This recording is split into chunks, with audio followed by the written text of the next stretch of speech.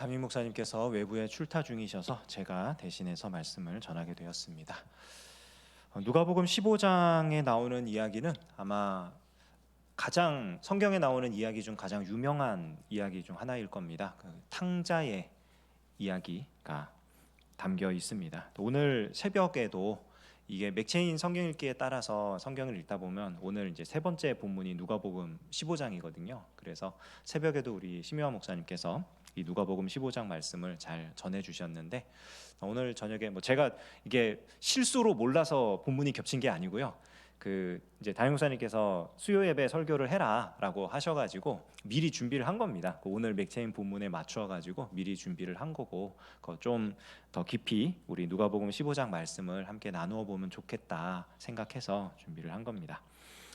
오늘 이 15장 전체를 살펴볼 거예요. 살펴볼 건데 우리가 같이 성경을 이렇게 읽고 그러면 참 좋을 것 같은데, 읽을 수 있으면은 읽고요, 아니면은 그냥 이야기로 풀어서 나가는 그렇게 진행을 해보도록 하겠습니다. 먼저 이제 1절, 2절 우리가 같이 읽었는데 지금 상황을 설명하고 있죠. 모든 세리와 죄인들이 말씀을 들으러 가까이 나와왔다. 그러니까 예수님께로 지금 사람들이 몰려들고 있는 겁니다. 그런데 어떤 사람들이 몰려들어 왔냐? 세리와 죄인들. 그 헬라어의 그 용법 중에요, 그 문법 중에 세리와 죄인들이라고 하면은 세리 그리고 죄인들 이렇게 쓰거든요. 그 이제 글로 쓸 때. 그런데 그 그리고라고 하는 이 단어가 A 그리고 B 하면은 그냥 A하고 B 이렇게 이제 A와 B 이렇게 생각할 수 있는데, 가끔 가다가 헬라어로 A 그리고 B 이렇게 쓰면은 A 곧 B 이렇게 해석할 때도 있어요. 그래서 여기 세리와 죄인들이라고 했을 때 이 세리와 죄인들을 세리 그리고 죄인들 이렇게 해석할 수도 있고, 세리 곧 죄인들 이렇게 해석할 수도 있습니다.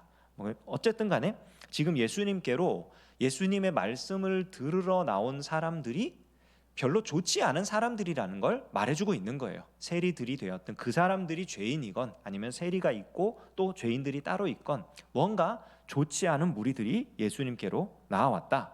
그리고 그 모습을 보며 2절에서 얘기를 하죠. 바리새인과 서기관들이 수군거려 이르되, 수군수군 거리는 겁니다. 그러니까 자기들끼리 쑥덕쑥덕, 뭐라고 쑥덕거리냐면 이 사람이 죄인을 영접하고 음식을 같이 먹는다. 그러니까 세리는 나오지 않고 죄인을 영접하고라고 하니까 세리 곧 죄인들이란 해석이 더 힘을 받겠죠. 그러니까 그 사람들을 보면서 이제 예수님을 비방을 하는 거예요. 왜냐하면 죄인과 같은 무리에 속했다. 함께 음식을 먹는다는 건 유대 그 전통에 따르면은 그 사람과 동급이라는 뜻이거든요. 나와 저 사람이 같은 무리, 같은 급에 있는 사람이다. 그러니까 이 바리새인과 서기관들이 봤을 때 예수님의 수준이 세리의 수준으로 떨어진 거예요. 그러니까 수군수군 거리는 겁니다. 저 사람이 안식일에 신기한 기적을 행하기도 했고 아주 좋은 가르침을 베풀기도 했고 저 사람을 따르는 수많은 제자들이 있는데 저 사람이 세리 같은 인간이었구나 이러면서 수군수군 거리는 거예요. 그러자 3절에 예수께서 그들에게 이 비유로 이르시되 이렇게 말하고 있어요. 예수님께서 그 수군수군 거리고 있는 바리새인과 서기관들에게 이 비유를 들려주셨다. 이 비유가 텐 파라볼렌 타우텐이라고 하는데 이게 그 단수형으로 쓰였어요. This parable입니다. These parables가 아니고 this parable이에요. 그러니까 비유 하나예요. 그런데 우리가 알지만 4절부터 쭉 우리가 32절까지 15장 전체를 읽어보면 총 3개의 이야기가 나오거든요. 3가지 이야기가 나오는데 사실 예수님은 한 가지 이야기만 하고 계신 거예요. 그러니까 이 한 비유, 한 가르침을 위하여 3가지 에피소드를 지금 소개하고 계신 겁니다. 그게 15장 전체의 지금 구조이고 핵심인 거예요. 그러니까 예수님이 지금 예수님을 오해하고 있는 자들, 예수님이 세리와 동급이 되었구나, 저 사람이 참 나쁜 사람이구나, 죄인의 무리에 속했구나 라고 수군거리고 있는 그 사람들에게 이 진리를 가르쳐주기 위해서 3가지 이야기들을 들려주신 겁니다. 자, 첫 번째 이야기가 뭐냐? 양 100마리 중에 한 마리를 잃어버렸다가 찾은 이야기입니다. 여기 양을 100마리를 치고 있는 사람 이야기가 나오는데, 당시 경제적인 그 상황을 보면은 이 100마리를 만약에 이 사람이 양의 주인으로서 100마리를 치는 사람이다라고 하면, 요즘 말로 표현하면 이 사람은 영세업자입니다. 그러니까 규모가 크지 않은 거예요. 굉장히 작은 규모, 소규모 그런 이제 그 목양을 하고 있는 그런 사람인 거고, 만약 그게 아니라면 이 사람은 양 100마리를 치는 책임을 가지고 있는 양치기인 겁니다. 그러니까 목자가 원래 그 양의 주인이 따로 있고, 이 사람에게 100마리 어치를 치도록 이제 맡긴 거죠. 맡겨서 그 이제 고용된 그 임금을 받고 그 일을 해야 되는 그런 사람이에요. 그러니까 둘 중에 하나예요. 뭐가 됐든 간에 이 지금 양을 치고 있는 이 사람은 그렇게 아주 뭐 사회적으로 부유하다거나 좀 지위가 높다거나 이런 사람은 아니에요. 그러니까 자기가 양을 가지고 있으면 100마리밖에 없는 사람인 거고, 자기가 이 양의 주인이 아니라면 그냥 고용되어서 돈을 받으면서 사꾼으로 일하고 있는 그런 사람인 겁니다. 그런 사람이 양을 100마리를 치던 와중에 한 마리를 잃어버린 거예요. 그러니까 찾지 않을 수가 없는 거죠. 양의 주인이라고 치면 내가 가진 게 100마리밖에 없는데 그 중에 한 마리를 잃어버렸으니 이게 참 어찌된 일입니까? 찾아야죠. 내가 안 그래도 가진 게 없는데 여기서 또 가져간다고, 또 없어진다고? 이건 정말 안 될 노릇이죠. 그러니까 찾아 나설 겁니다. 그리고 이 사람이 만약에 고용된 그 일꾼이라면, 자기가 양을 치고 있는데 양을 잃어버렸다? 그러면 어떻게 해야 되냐면요, 그 양을 2마리로 물어줘야 돼요. 그러니까 이 사람, 이 고용된 그 일꾼 입장에서는 더 심각한 겁니다. 지금 상황이. 자기가 돈을 못 받을 뿐만 아니라 그 양 값도 2배로 물어주게 생긴 거예요. 그러니까 진짜 혈안이 되어서 찾아다니는 겁니다. 그래서 여기 찾아내기까지 찾아다니지 아니하겠느냐라는 이 표현이 뭐냐면요, 찾을 때까지 쉬지 않고 돌아다녔다라는 얘기입니다. 찾을 때까지, 그 양이 눈에 보일 때까지 여기저기 다 다녀보는 거예요. 중요한 물건 잃어버린 경험 있으시죠? 길을 가다가 갑자기 뭔가 분명히 내 손에 있었던 것 같은데 없어졌다. 그러면 어떻게 하죠? 우리가 바로 뒤돌아서 지나왔던 모든 곳을 다 훑어서 지나가죠. 그 며칠 전에 교회에서 그 이렇게 그 좀 봉사를 하시고 같이 식사를 하고, 어떤 집사님 한 분이, 그리고 약속된 곳으로 가시기 위해서 이제 먼저 일어나겠다고 가셨어요. 교육자들하고 같이 식사를 하고 가셨는데, 교육자들이 이제 나중에 왔죠. 먼저 가셨으니까. 그런데 아직 안 가신 거예요. 그래서 아니 왜 아직 안 가셨냐 그랬더니 핸드폰이 어디 있는지 모르겠다고 그러면서 본인이 있었던 곳을 다 돌아다니고 있었던 거예요. 근데 집사님 아까 식당에서 사용하셨던 것 같은데요. 그러니까 막 불이 나게 달려가시더라고요. 그러니까 그걸 찾을 때까지 다 훑어보는 겁니다. 그러니까 이 당시에 양을 치는 이 목양 방법이 방목이잖아요. 산에서 산을 옮겨 다니면서 풀어놓고 양이 풀을 먹으면 이제 풀이 그 뿌리까지 뽑아 먹으면 안 되니까 그 어느 정도 먹었다 싶으면 다시 옮기고 그러니까 얼마나 지났는지 몰라요. 근데 이 마리수를 체크하다 보니까 한 마리가 없어져서 그 순간부터 계속 왔던 길로 가는 거예요. 그리고 양은요, 참 재밌는 게 원래 있던 데 가만히 머무르지 않습니다. 양은 반드시 내리막을 향해 걸어갑니다. 양은 게을러요. 오르막을 싫어해요. 이게 심장이 뛰나 봐요. 양은 계속 편한 길, 아주 편한 길만 이렇게 가고요. 내리막으로만 가고, 먹을 게 눈앞에 있다? 그러면 계속 먹습니다. 그냥 정말 뿌리까지 다 뽑아 먹을 정도로. 그러니까 이 양이 지금 원래 치던 곳에서 어느 정도 풀을 남기고 이동을 해서 먹이는데, 갑자기 거기 어디 멀리 있던 풀에 꽂혀가지고 거기를 가가지고 그걸 뜯어먹고 있었으면 얘는 찾을 길이 없는 거예요, 사실은. 그러니까 그걸 찾으려고 간 겁니다, 이 사람이. 찾아가지고 딱 찾으니까 얼마나 좋아요. 그러니까 이 양을 어떻게 해요? 즐거워 어깨에 메고. 이 어깨에 맨다는 게 뭐냐면은, 그 그림 보신 적 있나요? 그 양을 이렇게 딱 등에다가 짊어지듯이 하고 뒷다리, 앞다리 이렇게 해가지고 가슴팍으로 딱 모아서 잡는 그겁니다. 그 그림이에요. 그러니까 왜 그러냐면은, 이게 이 양이 뭐 돌아다니라고 탈진하고 뭐하고 이런 것도 있겠지만 다시는 도망가지 말라는 거예요. 이걸 놔두면 또 어디로 어떻게 할지 모르니까 붙잡아가지고 그냥 원래대로 돌아가는 겁니다. 이제 또 새벽에 신 목사님 말씀하셨지만 이게 양을 그냥 나머지 99마리 그러면은 냅두고 간 거 아니냐. 그럼 99마리 중에 갔다 왔을 때 또 나가면은 이거 어떡할 거냐 의문이 생기는데, 여기 그냥 들에 두었다라고 하는 이 들이 그냥 들이 아니고 원래 양을 치는 그 목초지 있잖아요. 그러니까 다른 목자들도 있는 그런 곳이라고 많이들 얘기를 해요. 그러니까 그 양들은 보호를 받고 있는 거예요. 보호를 받고 있고 한 마리만 찾아오면 되는 상황이기 때문에 그가 그렇게 양 한 마리를 찾아서 돌아옵니다. 그리고 잔치를 열죠. 그러니까 이게 양의 주인이라면 내 재산을 온전히 지금 보전할 수 있었다. 아, 너무 감사하다. 이런 마음일 거고, 만약에 일꾼이었다면 내가 손해배상을 하지 않아도 된다. 나는 오늘 하루 임금을 받을 수 있다. 안도의 한숨과 함께 잔치를 여는 거겠지요. 그래서 동료들을 모아가지고 같이 잔치를 여는 이야기가 나옵니다. 그리고 그 다음 이야기가 뭐냐면 10드라크마의 이야기예요. 이거는 여인에 대한 이야기입니다. 여인. 아까 이 양 비유가 그냥 일꾼, 좀 뭐 보잘것없는 그런 일꾼에 대한 이야기였다면, 이 여인은 사실은 당시 사회적으로 봤을 때 훨씬 더 사회적인 약자에 속하는 사람들이에요. 더군다나 이 10드라크마는 새벽에도 들으셨겠지만 그냥 10드라크마, 한 드라크마가 얼마인지는 정확하게 모르지만 이제 한 사람의 하루 품삯이라고 치면은, 뭐 예를 들어서 그냥 계산하기 쉽게 10만 원이라고 치면은 10드라크마면 100만 원입니다. 그냥 10개의 동전, 10개의 드라크마니까. 그런데 그게 그냥 그만한 화폐 가치를 가진 동전이 아니고, 이 10드라크마는 당시에 유대인들이 결혼을 할 때 아내에게 증표로 주는 장식이에요. 장신구. 그 요즘에 결혼하면 결혼 반지 이게 주잖아요. 그런 개념으로 생각하시면 될 거예요. 그래서 이 10개의 드라크마는 이 당시 사람들이 만약에 좀 살기 힘들어서 빚을 진다. 그래서 뭐 이렇게 뭐 그 빚을 졌는데 못 갚아 가지고 재산 차압을 당하고 이럴 때도 그 드라크마는 안 뺏어갔대요.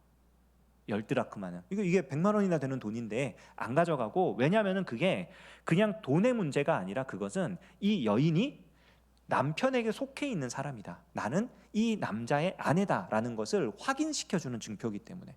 그러니까 그것 중에 하나라도 없어지면, 그 10드라크마짜리 그 꾸러미가 만약에 손상이 된다, 없어졌다, 그러면 그 얘기는 뭐냐면 쫓겨난다는 얘기예요.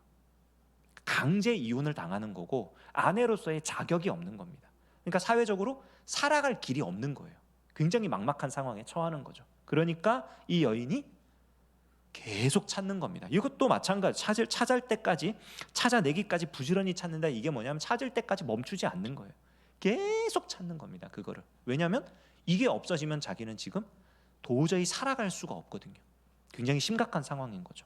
그렇게 해서 결국 찾아냅니다. 그러자 벗과 이웃을 불러 모으고, 참 재밌는 거는 이 앞에 나오는 양의 비유에서는, 이런 양의 비유에서 이야기에서는 벗과 이웃이라고 할 때 이 벗과 이웃이 전부 다 남성형으로 쓰이거든요. 그런데 요 여인에 대한 이야기, 10드라크마의 이야기에는요, 이 벗과 이웃이 전부 여성형 명사가, 여성형 어미가 붙어요. 그러니까 이게 이 여인이 여인들만의 잔치를, 그러니까 이게 당시에 가능했는지는 모르겠어요. 그러나 어쨌든 자기와 이 기쁨을 함께 할 수 있는 사람. 그러니까 남자 입장에서는 사실 10드라크마를 여인이 찾든 말든 상관없잖아요. 이게 있으면은 그냥 내 아내인 거고, 없으면 쫓아내면 그만인데, 뭐 제가 좀 냉정하게 말하는 것일지 모르겠지만 남자 입장에서는 사실 공감하기가 어려운 일이거든요. 그런데 이 여인의 마음을 알고 얼마나 가슴 졸였을지, 그리고 이걸 찾았을 때 얼마나 기뻤을지, 그거를 알고 그 기쁨에 동참할 수 있는 사람들을 부르는 거예요. 그래서 같이 잔치를 여는 겁니다. 그렇게 두 번째 이야기가 끝나고요.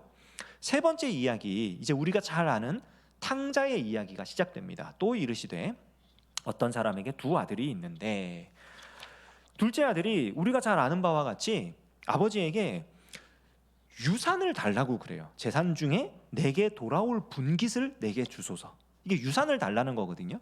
근데 이거는 바꿔서 말하면 뭐냐면은 아버지 좀 빨리 돌아가시죠라는 거예요.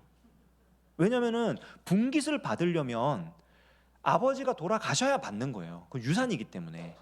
그 기업이라는 게 원래 가지고 있는 사람이 사라져야 그 후대에 전해지는 것이고, 후대가 없으면 다른 가까운 친족이 이렇게 이어받는 것이고, 그런 개념인데, 지금 이 둘째 아들이 아버지에게 해서는 안 될 말을 하고 있는 겁니다. 그러니까 제정신이 아닌 거예요, 사실은. 그런데 이 아버지의 반응이 더 신기합니다. 어떻게 해요? 해줘요, 그거를. 분깃을 정리를 해가지고 이 아들에게 줘버립니다. 주니까 이 아들은 어떻습니까? 그걸 가지고 뭘 하려고 했는지는 모르지만 그가 멀리 가요. 멀리 가서 거기서 허랑방탕했다고 하죠. 허랑방탕하여서 재산을 다 낭비해 버립니다.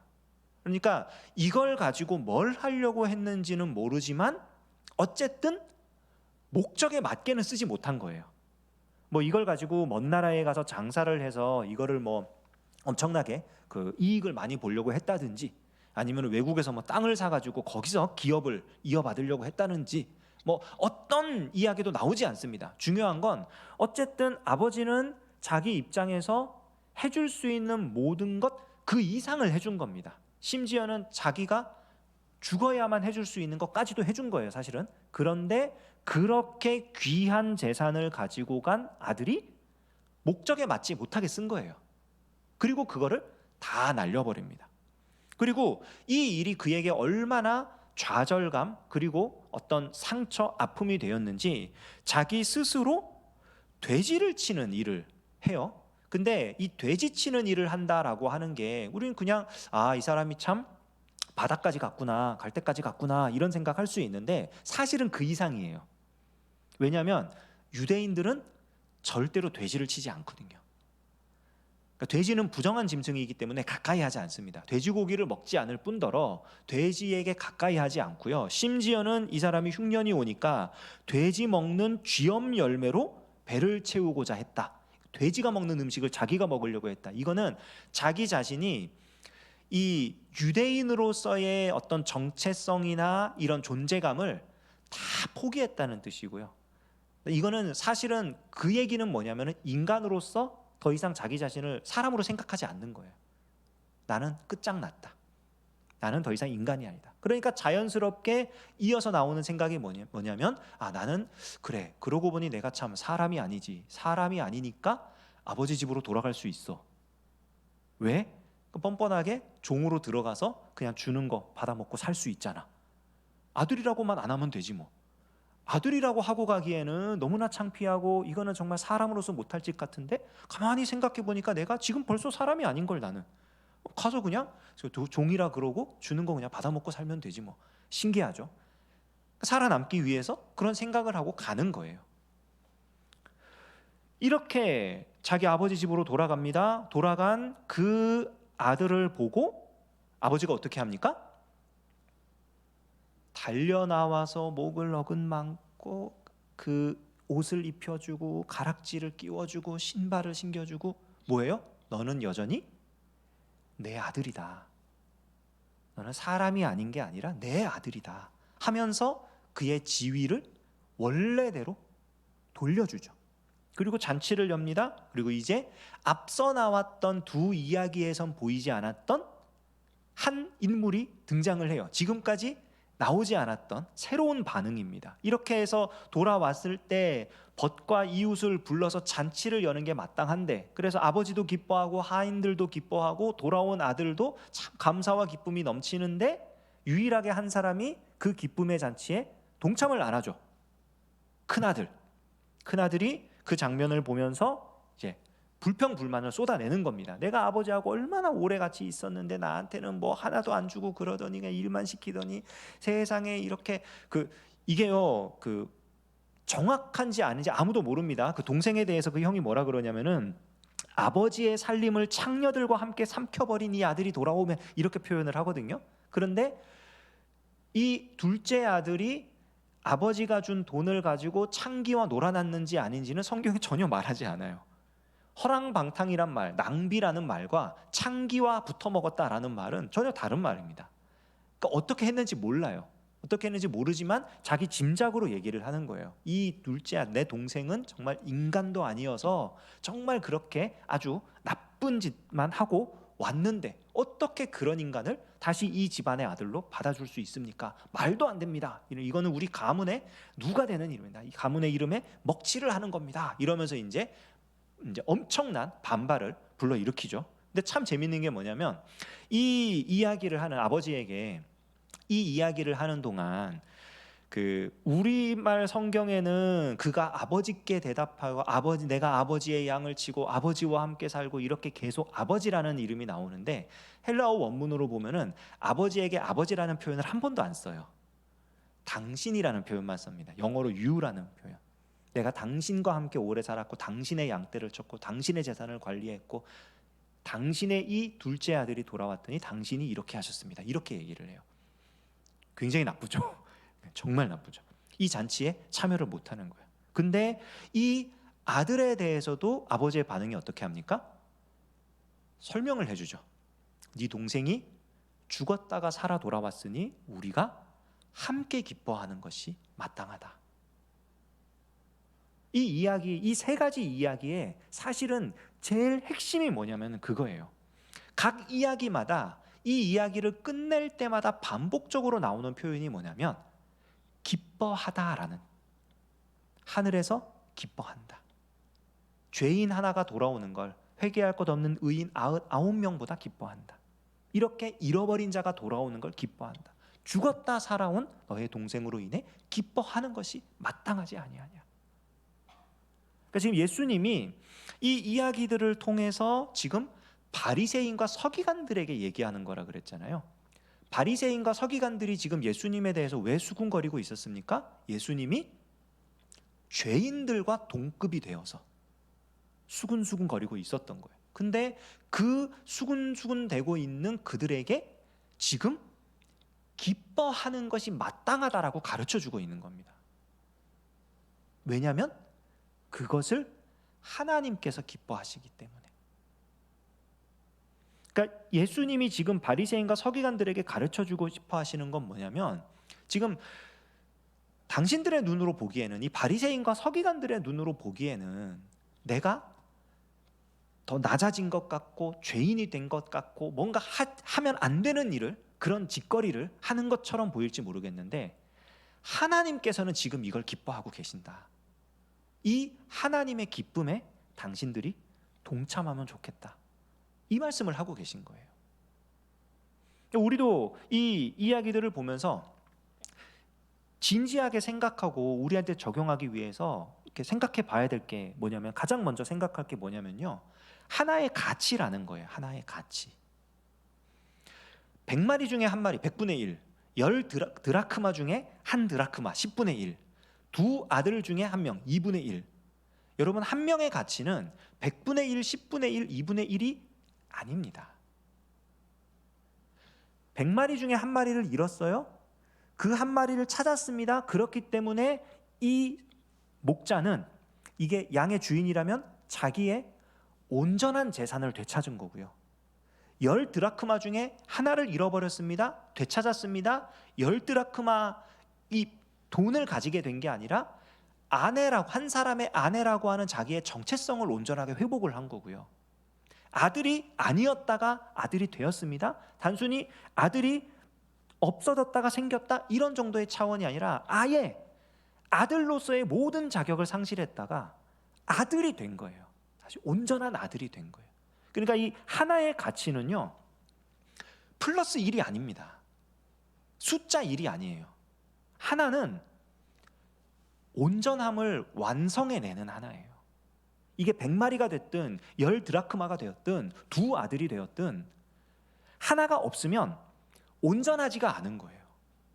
하나가 있으면 온전해지는 겁니다. 이게 중요한 거예요. 어떤 목사님이 그 교구 사역자들에게 이런 얘기를 한 적이 있어요. 그 좀 큰 교회였는데, 그러니까 이제 매주마다 보고를 하잖아요. 출석 보고를 하잖아요. 우리 교구 몇 명 왔습니다. 우리 교구 몇 명 왔습니다. 뭐 이런 식으로 이제 막 하니까 총원 뭐 몇 명입니다. 막 이런 게 이제 있는데, 어떤 분 그렇게 얘기를 하셨다고 해요. 그 교구 사역자들에게 몇 명 나왔는지를 보고하지 말고, 왜냐면 그 숫자 의미가 없다 이거예요. 몇 명 나오고 뭐 그거 뭔, 누가 왜 못 나왔는지를 보고해라. 그러니까 담임 목사로서 듣고 싶은 건 우리 교회 몇 명이 됐으니까 얼마나 큰 교회다 이게 아니고, 지금 우리 교회 성도들이 어떤 상황에 처해 있고 어떤 지금 왜 무슨 문제가 있어가지고 예배를 못 드릴 정도까지 갔는지 그걸 알고 싶다는 거예요. 근데 지금 교회가 규모가 커지고 하니까 담임 목사가 다 못 돌아보는 거예요. 그러니까 교구 사역자들에게 맡기는 겁니다. 숫자 세지 말고 누구가 왔는지, 왜 못 왔는지, 누구를 보라고. 한 사람의 가치는 플러스 1이 아니에요. 그 한 사람입니다. 그 한 사람. 그러니까 그 한 사람을 봐야 온전해지는 거예요. 이게 하나의 가치고요. 이 하나의 가치를 우리가 정말 온전하게 되는 하나의 가치로 딱 만들어내기 위해서 필요한 게 뭐냐면요, 그가 돌아올 수 있는, 그 하나가 돌아올 수 있는 자리를 마련해 둬야 돼요. 99마리의 양을 들에다가 뒀잖아요. 만약에 그 99마리의 양들을 그 들, 다른 목자들이 지키고 있고 떠나가지 않을 수 있는 안전한 그곳에 두지 않고 한 마리를 찾아 나선다면, 목자와 양 한 마리만 남을 수도 있어요. 그리고 다시 또 다른 양을 찾으러 다니니라고 또 다른 양은 다 떠나가고, 데리고 왔을 때 함께 있을 수 있는 공간, 자리. 10드라크마 중에 1드라크마를 잃어버려서 열심히 찾아가 드디어 찾았다. 그런데 9드라크마가 어디 갔는지 몰라. 또 찾아요. 찾고 나면 또 잃어버려, 또 잃어버려. 그러면 안 된다는 거죠. 마지막에 나온 이 두 아들의 비유에서 큰 아들이 했던 잘못이 그거예요. 언제든 돌아올 수 있어야 되는데 돌아온 아들을 가지고 이게 내 동생이냐? 나는 쟤를 동생으로 인정할 수 없다. 저거는 당신의 아들이 아닙니다. 돌아올 자리를 없애버리는 거예요. 어떻게 돌아옵니까? 못 돌아오는 거죠.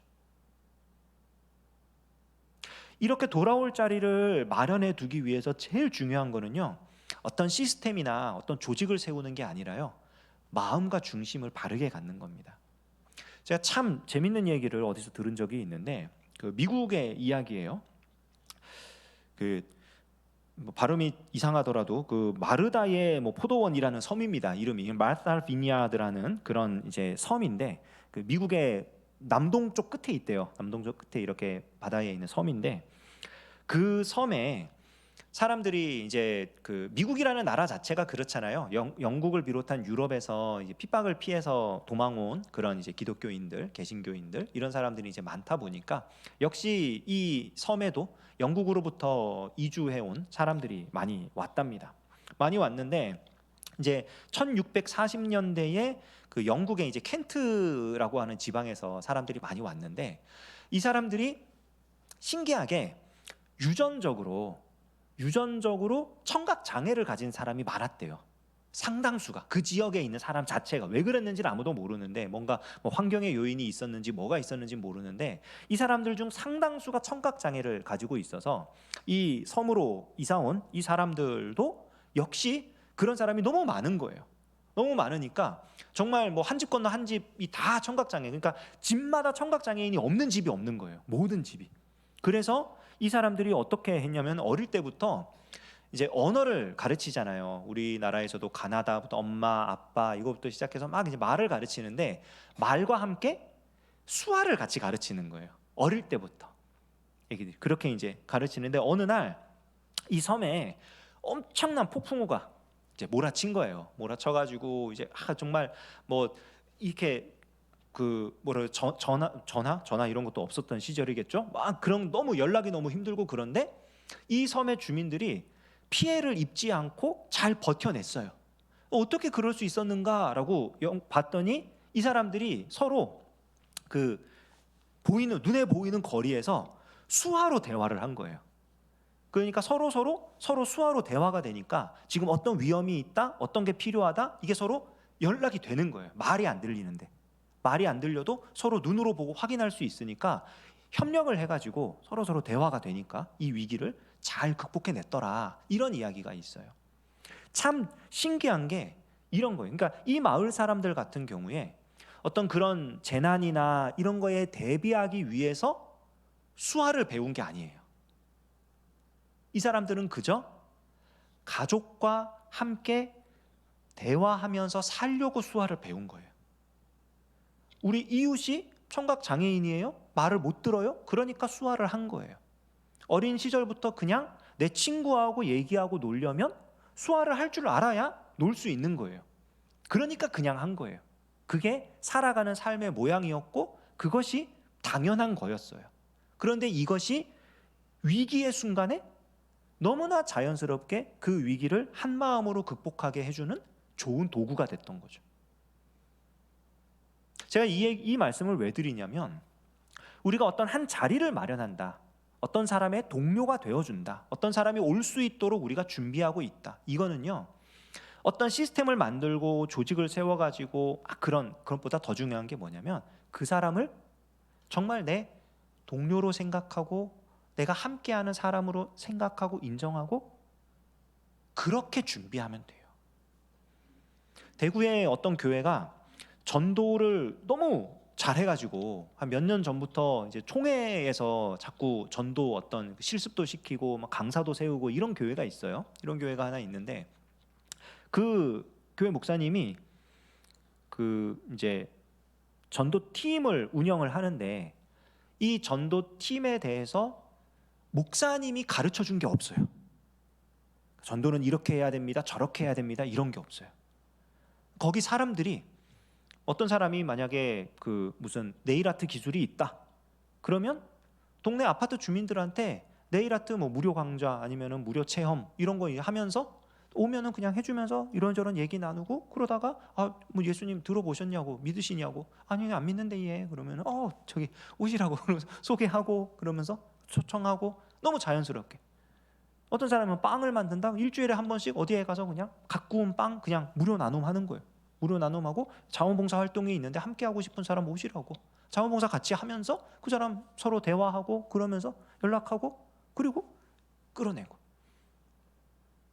어떤 사람, 나는 전도는 하고 싶은데 도저히 전도도 못하겠고, 낯선 사람 만나서 이러는 것도 너무 힘들고 못하겠다고.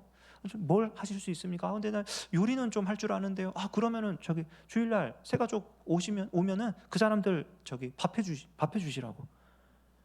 새 가족부 전용 식당을 만들었어요, 그 교회는. 그래가지고 오면은 그 예배 끝나면 그 사람을 싹 데리고 가가지고 따로 VIP처럼 따로 데리고 가가지고 그 사람들한테, 이분이 뭐 어디 출신인지 모르는데 뭐 영상으로 한번 봤는데 무슨 호텔 레스토랑 간 것 같아요. 뭐 이게 플레이팅이라고 그러죠. 요리를 해가지고 막 뭘 뿌려가지고 꾸미고 이래가지고 막 이제 주기도 하고, 자기가 할 줄 아는 게 그거라는 거예요.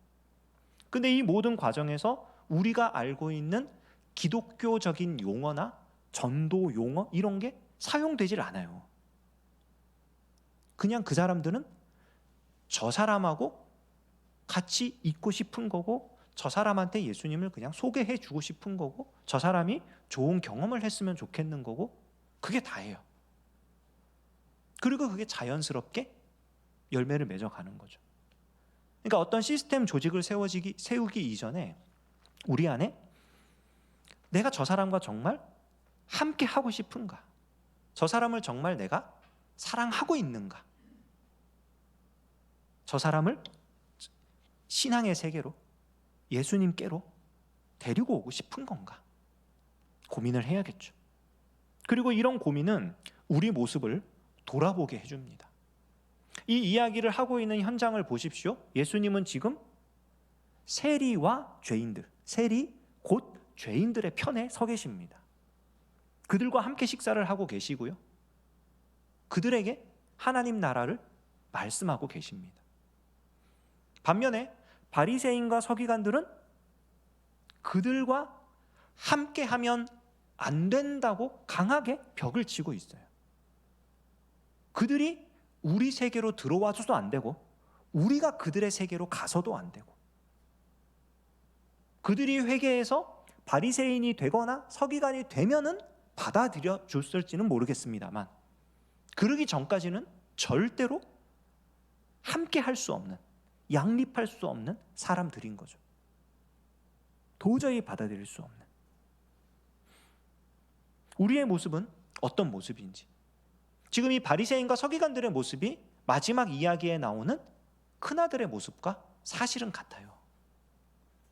근데 참 재밌는 건 뭐냐면, 이 우리가 탕자의 비유로 알고 있는 이 두 아들 이야기에서 유일하게 처음부터 끝까지, 그리고 유산을 달라 그러고 나가서 버리고 온, 낭비하고 온 둘째든지 한 번도 자기를 아버지라고 부르지 않고 이 동생을 아주 죽일 듯이 미워하는 큰아들이든지 이 두 아들을 동일하게 대하고 있는 한 분이 계신데 그분이 바로 아버지세요. 큰아들도 아들로서 대하시고요, 작은 아들도 아들로서 대하십니다. 사실 예수님이 이 바리새인과 서기관들에 대해서 굉장히 저주를 하시죠. 화 있을진저, 화 있을진저, 굉장히 강력하게 규탄을 하십니다. 그런데 그게 정말 저주에서 그들을 망하게 하려고 하는 저주가 아니에요. 안타까움에서 나오는 가르침입니다. 그들도 회개하고 돌아서면 되는 거예요. 하나님 편에 서면 되는 거예요. 세리와 죄인들 편에 서면 되는 것이고 예수님과 함께 서면 되는 것입니다.